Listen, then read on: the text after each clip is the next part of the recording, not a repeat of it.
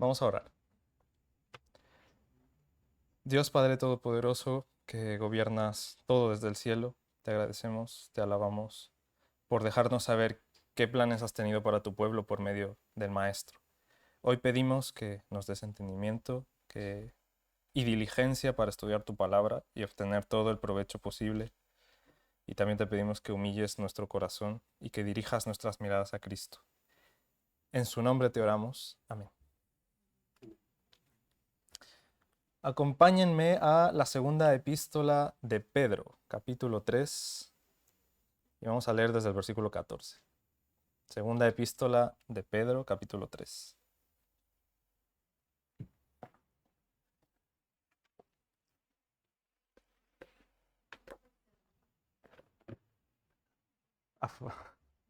No, no es tercera.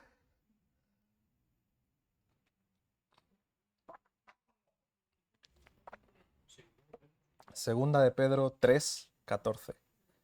Y vamos a leer desde el 14 hasta el 18. Acompáñenme, yo leo. Por lo cual, oh amados, estando en espera de estas cosas, procurad con diligencia ser hallados por Él sin mancha e irreprensibles, en paz. Y tened entendido que la paciencia de nuestro Señor es para salvación, como también nuestro amado hermano Pablo, según la sabiduría que le ha sido dada, os ha escrito casi en todas sus epístolas, hablando en ellas de estas cosas, entre las cuales hay algunas difíciles de entender, las cuales los indoctos e inconstantes tuercen, como también otras escrituras, para su propia perdición. Así que vosotros, oh amados, sabiéndolo de antemano, guardaos, no sea que, arrastrados por el error de los inicuos, caigáis de vuestra firmeza. Antes bien, creced en la gracia y en el conocimiento de nuestro Señor y Salvador Jesucristo. A Él sea la gloria, ahora y hasta el día de la eternidad. Amén.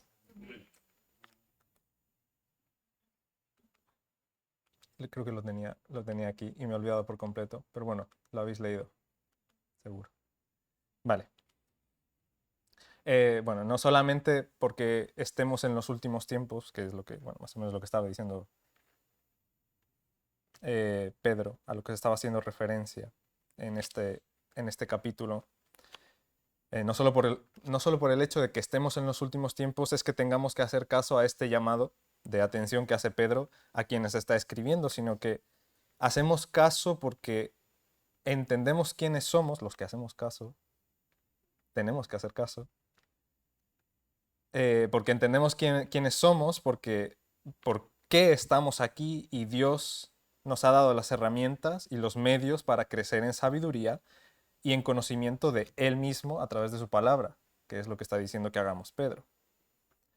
Y dice Pedro además a estas personas hace alrededor de 2000 años que tengan cuidado de ser hallados sin mancha e irreprensibles. Esto está en el primer versículo que hemos leído, en el 14. Eh,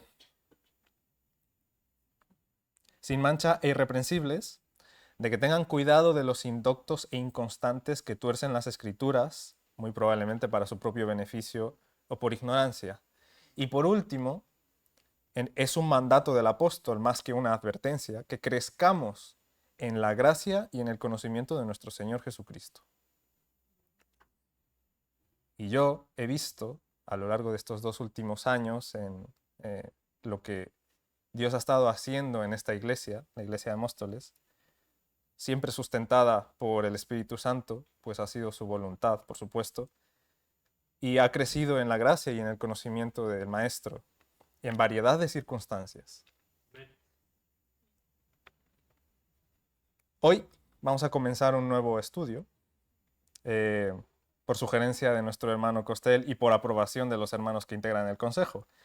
Estos estudios bíblicos de los jueves estaremos desarrollándolos con ayuda del autor Sinclair Ferguson, quien es pastor de la que se llama Primera Iglesia Presbiteriana en Columbia, al sur de Carolina, en Estados Unidos. No solo es pastor, sino que también es profesor de teología sistemática en el seminario Westminster Theological Seminary en Dallas, que está en Texas, también en Estados Unidos. Y si no les suena ni la iglesia ni el seminario, no se preocupen, porque nuestro protagonista no va a ser Ferguson, sino Cristo, a través de la epístola escrita por Pablo hacia la iglesia de Éfeso. Entonces, vamos a estudiar Efesios, que es como se llama el libro. Preparen sus Biblias, papel para anotar, un lápiz, algo para anotar, porque muy probablemente lo necesitemos a lo largo de todos estos estudios. Y si lo hacen, yo les aseguro que van a sacarle provecho. La verdad es que a mí me gustaría, bueno, pero esto es ya opinión, que estos estudios pues tuviesen un formato diferente al que hemos estado teniendo todos los jueves hasta ahora.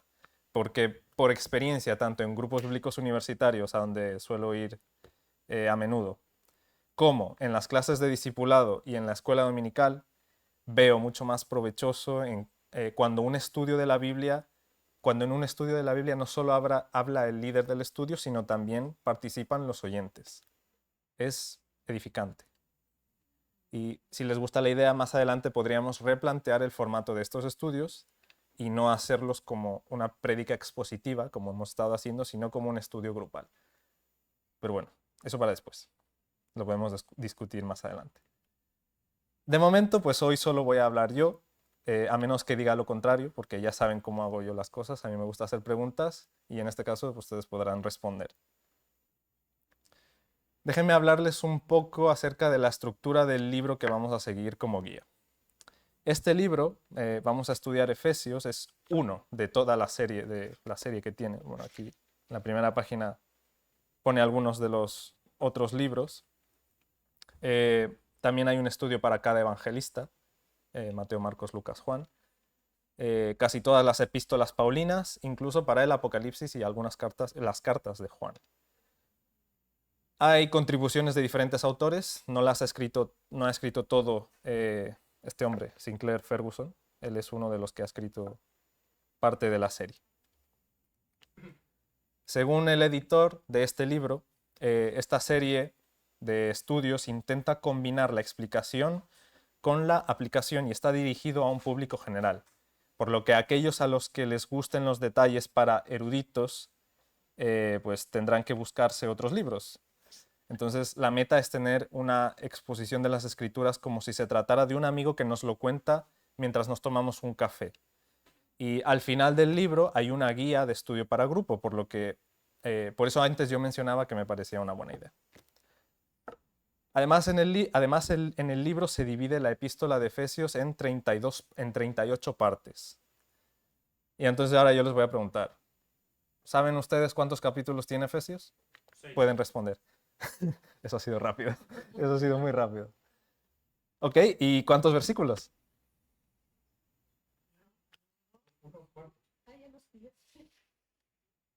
Hermano, ¿sabes cuántos versículos tiene? Bueno. Efesios tiene 6 capítulos y tiene 155 versículos. Esto es más o menos, según la división que nos ha hecho el autor, más o menos unos 4 versículos por parte. Es decir, esto está dividido en 38 partes, hay 155 versículos y van más o menos a 4 versículos por parte. Pero no va a ser siempre así, como vamos a ver enseguida. Entonces ya tenemos nuestro primer dato sobre la epístola de Efesios. 6 capítulos, 155 versículos. Sí. Más cosas. ¿Quién es el autor de esta epístola? Pueden responder. Sí, Pablo. Desde el siglo XIX algunos han cuestionado la autoría de Pablo, pero no nos vamos a meter en este asunto de eruditos, vamos a quedarnos con que ha sido Pablo y ya está. Es evidente que la misma escritura nos dice que lo escribió Pablo, por lo que vamos a leer enseguida. Y bueno, escuchen este dato. En latín, Pablo es Paulus, como lo pueden ver ahí escrito. Paulus significaba el pequeño. Hablemos un poco más de Pablo. Él escribe esta carta mientras está prisionero, aunque no tenemos claro en dónde, como podremos responder a lo largo de este estudio. No tenemos claro en dónde está prisionero, pero está prisionero.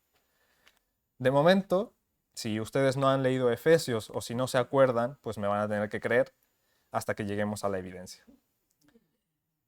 Y no es la única carta que él escribe desde la cárcel. ¿Me pueden decir 2 cartas que él escriba desde la cárcel? Si saben, se acuerdan. Colosenses y Filipenses. Correcto. Tienen que leer la Biblia. Más cosas de Pablo. Veamos qué nos dice en el primer versículo de esta epístola. Efesios 1:1. Pablo, empieza con su nombre, apóstol de Jesucristo por la voluntad de Dios, a los santos y fieles en Cristo Jesús que están en Éfeso. Este es el primer versículo de la epístola. Del segundo tratado que escribió Lucas, podemos saber qué era Pablo antes de proclamar el Evangelio. Acerca de su nombre, veamos Hechos 13:9. Hechos 13:9, lo tenemos en la pantalla. Empieza así este versículo. Entonces Saulo, que también es Pablo, lleno del Espíritu Santo, y sigue desarrollando. Saulo, que también es Pablo, dice Lucas en su segundo tratado. Vemos que Lucas no hace una exclusión, sino una inclusión. Saulo, que también es Pablo. Lo que sucede es que las veces que Lucas ha usado el nombre Saulo en los Hechos de los Apóstoles ha sido para referirse a lo sucedido en el camino a Damasco. Perdón. En el camino a Damasco y en sus consecuencias. ¿Y en qué momento se cambiaría de nombre? Bueno, pues no podemos saberlo con certeza, pero es a partir de este versículo que vemos más frecuentemente la palabra Pablo que la palabra Saulo. Sepan ustedes que Saulo era un nombre judío, pues Pablo dice que él era descendiente de Benjamín. Esto lo podemos corroborar en Romanos 11:1, en Filipenses 3:5 y en algunos otros versículos que podemos encontrar en sus cartas. Saulo. ¿A qué personaje les recuerda el nombre Saulo? El primer rey de Israel, también descendiente de la tribu de Benjamín. Saúl. El primer rey de Israel se llamaba Saúl. Tiene sentido, las cosas tienen sentido. Pero es que también era Pablo. Y vamos a ver, ¿cuál era la ciudad natal de Pablo? Pueden responder.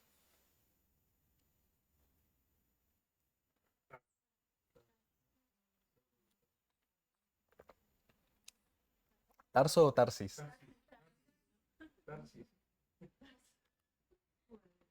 Tarso. Hechos 21:39. Está ahí. Entonces dijo Pablo, yo de cierto soy hombre judío de Tarso, ciudadano de una ciudad no insignificante de Cilicia. Es como decir ahora, cuidado, que soy de Salamanca. Algo así. Según los redactores de una fuente que se llama By Project, en cierta medida Tarso sería como lo que hoy es una ciudad universitaria, debido a la cantidad de estudiantes de filosofía que había en Tarso en aquella época. Una ciudad universitaria, pues como Salamanca, hay una foto de la plaza, o Oxford, también es una ciudad universitaria. Entonces, así de importante sería Tarso. Resulta que los ciudadanos de Tarso podían beneficiarse de la ciudadanía romana, cosa que Pablo aprovechó muchas veces, como puede leerse en Hechos. Entonces, además, Pablo tenía una doble nacionalidad, por así decirlo, y tenemos que entender que Saulo, además, era Pablo. No podía, y claro, Pablo era inteligente y hacía uso de ambos nombres para dirigirse tanto al pueblo judío como a los gentiles. El autor, Sinclair Ferguson, dice que Pablo fue un hombre bajito que llegó a ser grande. Y sí, Cristo mismo se le presentó y lo mandó como apóstol, por eso es que llegó a ser grande. aunque era bajito. ¿Y saben el significado de la palabra apóstol?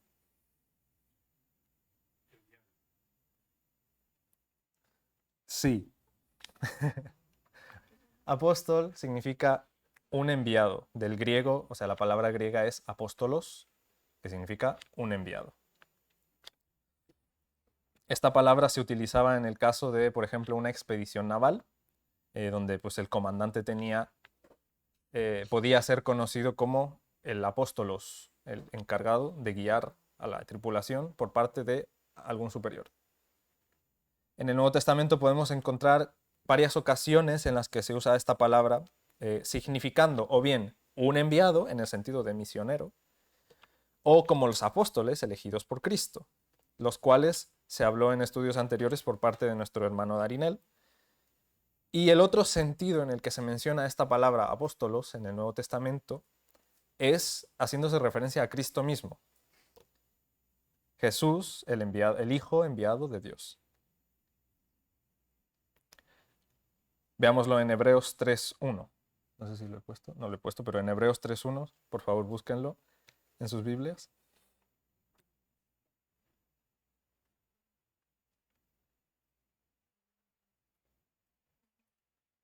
Se hace uso de esta palabra para Jesús. Hebreos 3.1. Por tanto, hermanos santos, participantes del llamamiento celestial, considerad al apóstol y sumo sacerdote de nuestra profesión, Cristo Jesús.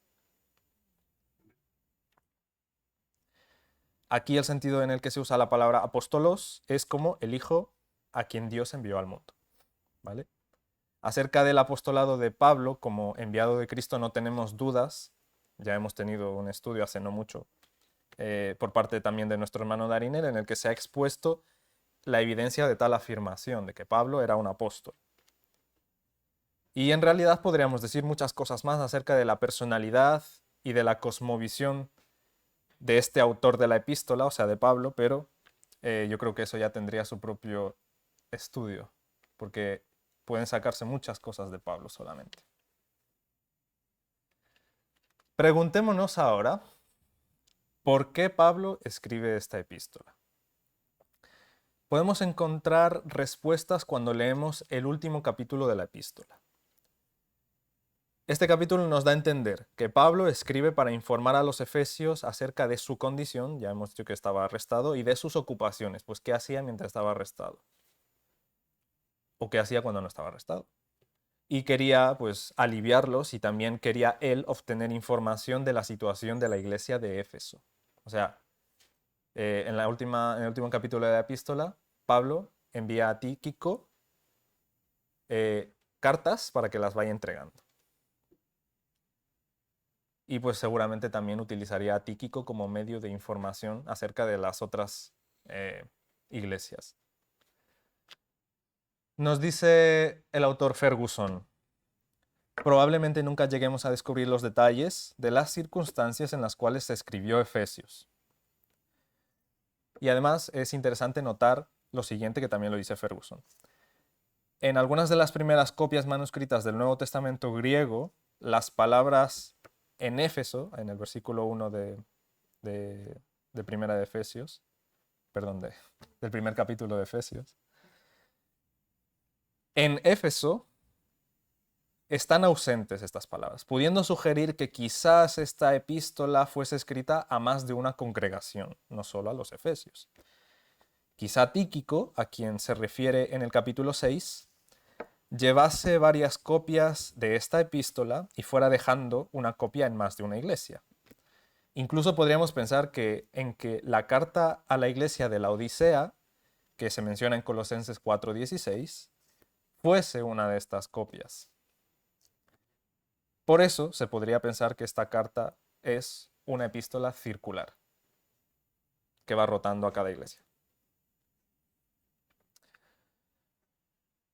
Como última parte de esta introducción, estoy hablando de la introducción del libro, hay un capítulo que se llama Introducción, veamos un poco acerca del contenido de la epístola, el que es el mensaje que quiere dejar Pablo a los efesios.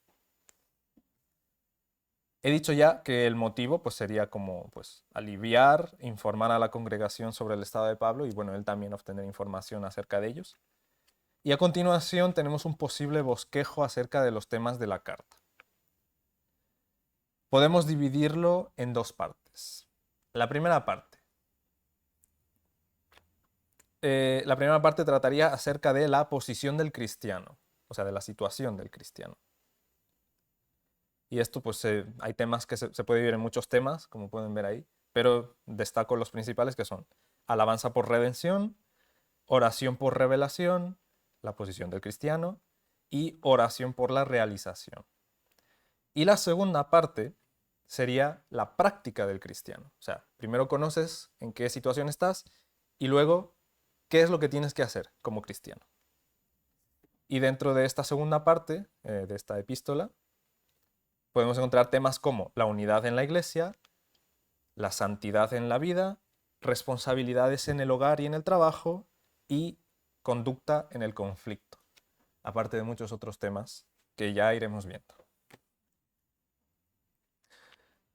Todos estos temas y muchos más los trata Pablo en una carta de 5 páginas.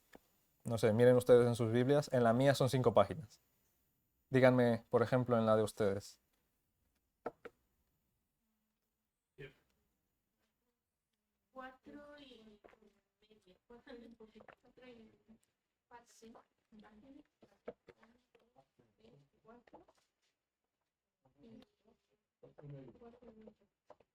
Cuatro páginas.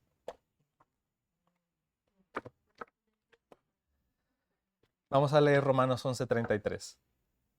Acompáñenme todos a Romanos 11:33.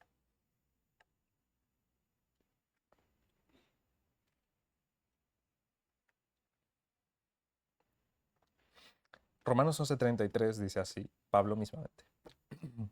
Oh profundidad de las riquezas, de la sabiduría y de la ciencia de Dios. Cuán insondables son sus juicios e inescrutables sus caminos.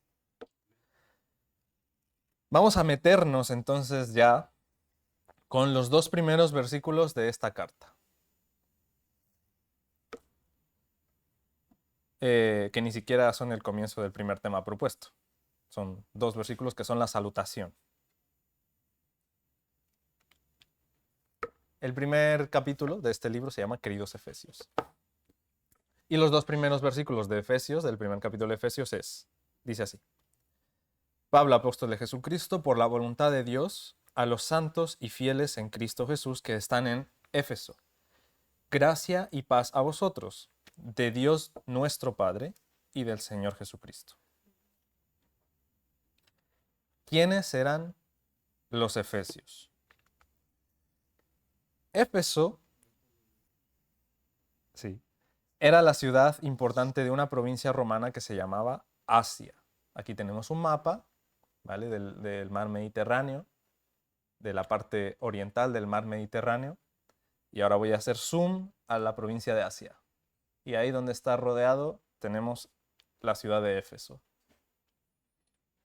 Esta zona ahora se encuentra, como pueden ver, en Turquía. Bueno, si a alguien le gustan los mapas, pues entenderá que esa parte es Turquía, la península de Grecia, la península itálica y al sur pues tienen otros países africanos. Y al este está Israel.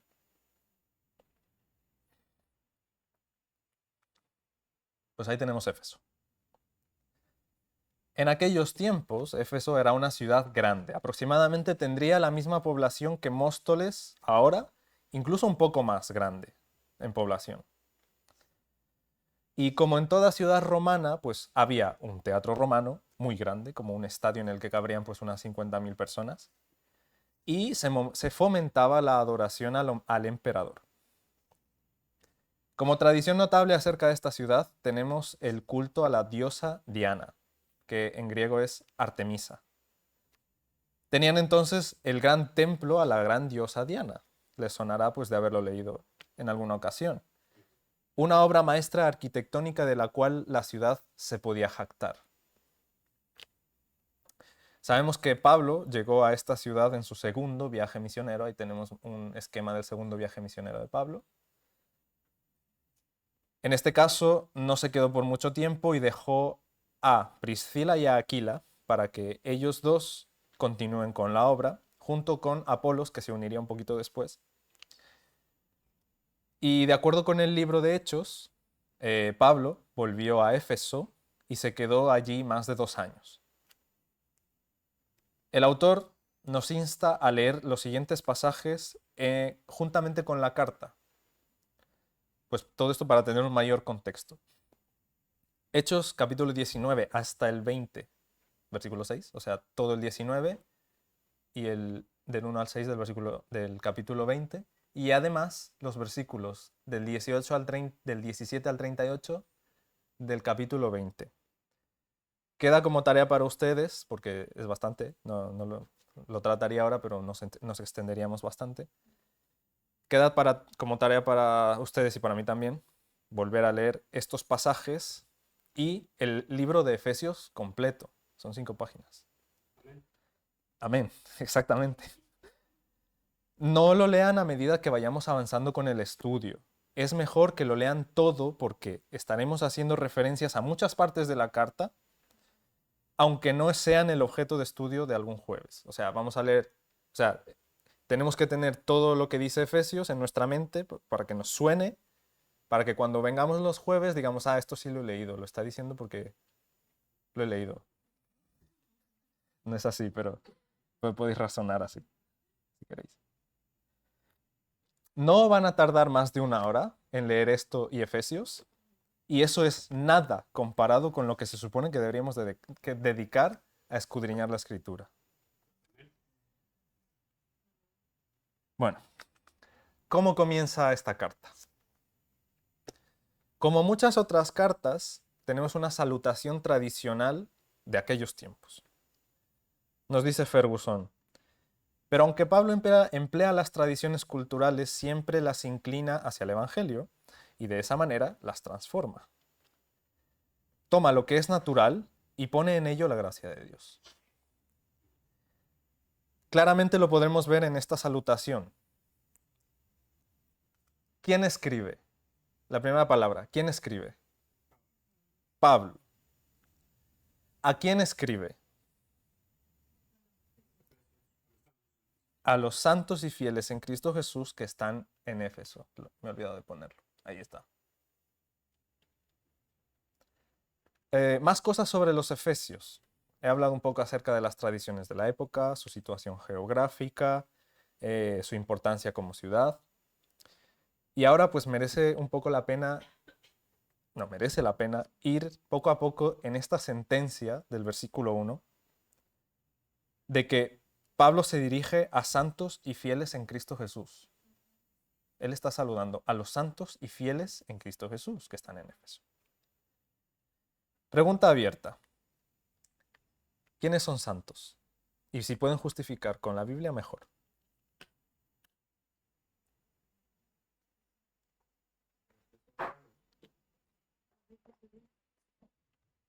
Salvos por gracia.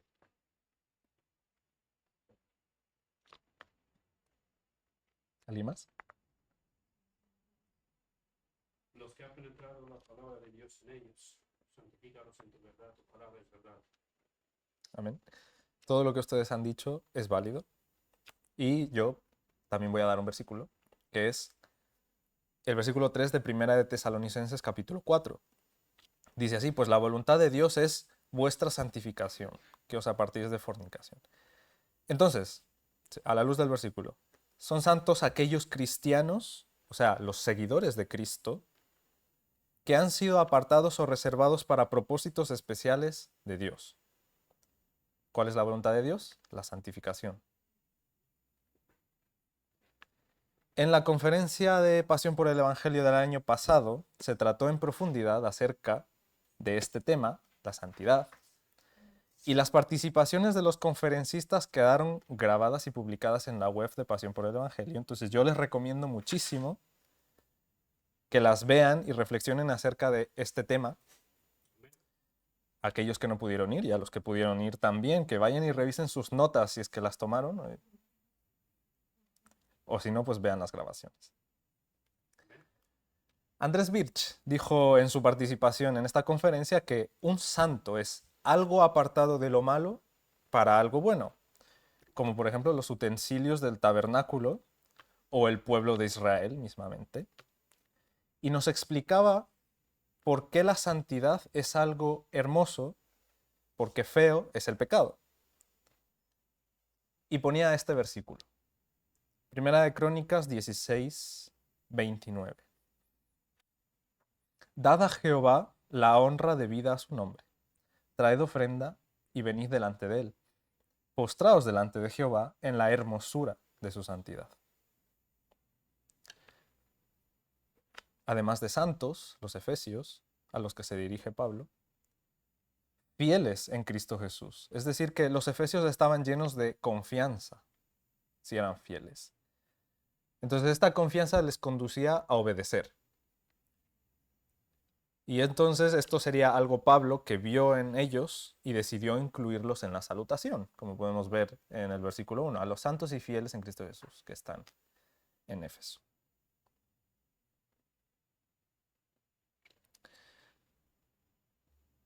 La verdad, a mí me parece bonito que, o sea, que te hagan saber que estás haciendo las cosas bien, ¿no? A mí me parece. Y claro, no de nosotros mismos, sino de Dios, que estas cosas vienen de Dios. Justamente de estas cosas es de las que Pablo estará hablando en el resto de la epístola, de la santidad y de la fidelidad. Y en la mayoría de las cosas que Pablo va a decir en esta primera parte de la carta a los Efesios, va a usar verbos en tiempo indicativo. Los verbos en tiempo indicativo, bueno, las frases en tiempo indicativo son aquellas que nos dicen, en este caso dentro de la epístola, las cosas que Dios ya ha hecho por nosotros. Indicativo, indican cosas que Dios hizo ya por nosotros. Y en la segunda parte, en cambio, es interesante notar que vamos a encontrarnos con verbos en imperativo, es decir, sentencias que nos mandan a hacer cosas. Por ejemplo, Efesios 2.8. El indicativo, o sea, la versión original, dice, porque por gracia sois salvos por medio de la fe. Algo que ya es, sois salvos por gracia, por medio de la fe. Esto está en tiempo indicativo, nos indica que ya somos salvos por medio de la fe. Ahora, la versión en imperativo es, sed salvos por medio de la fe.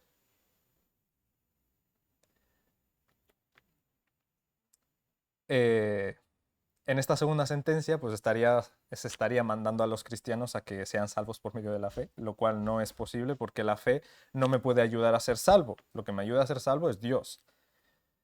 Por lo que no podría cumplir el mandato. Entonces sería una contradicción. Por eso la versión imperativo no es palabra de Dios, lo he hecho yo, lo he inventado pues para poner, para comparar las dos versiones, lo que es el indicativo y lo que es el imperativo, ¿vale? Estas cosas las habla Ferguson en su libro y me ha parecido, o sea, me ha parecido bien pues contároslo a vosotros porque están por todas partes, no solo en la epístola de Efesios, sino en todas partes, en el Nuevo Testamento y en el Antiguo Testamento. Y es útil, es muy útil. Entonces os pregunto, ¿los Efesios están en dos lugares a la vez? Porque dice en Éfeso y luego dice en Cristo. A ver si lo tengo ahí. Fieles en Cristo Jesús que están en Éfeso. ¿Están en dos lugares a la vez?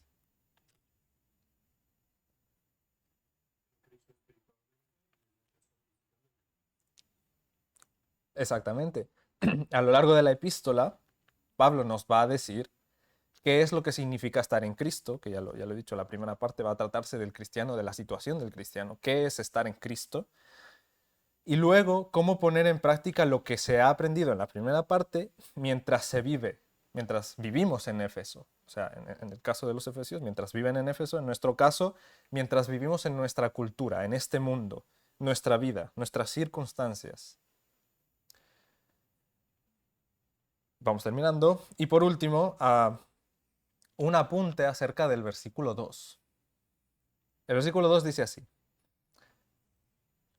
Gracia y paz a vosotros, de nuestro Padre y del Señor Jesucristo. Pregunta. Me pueden responder si quieren. ¿Con qué autoridad da Pablo esta bendición?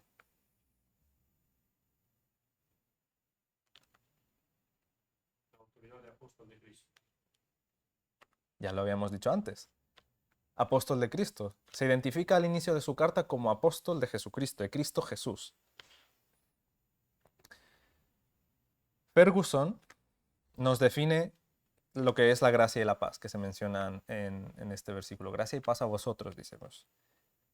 Su definición es: gracia es el increíble favor y amor de Dios, no solamente no merecidos por nosotros, sino realmente inmerecidos.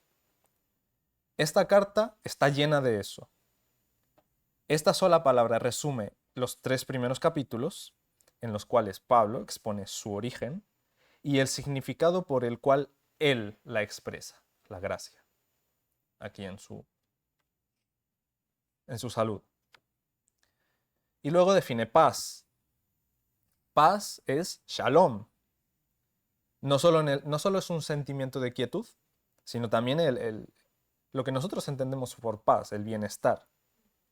El bienestar de nuestras vidas por entero. Y también lo describe Pablo en la segunda parte de la epístola, cuando expone sobre la unidad en la iglesia y la manera de vivir del cristiano. Gracia y paz a vosotros, de Dios nuestro Padre y del Señor Jesucristo. Continuaremos con este estudio la semana que viene. Amén.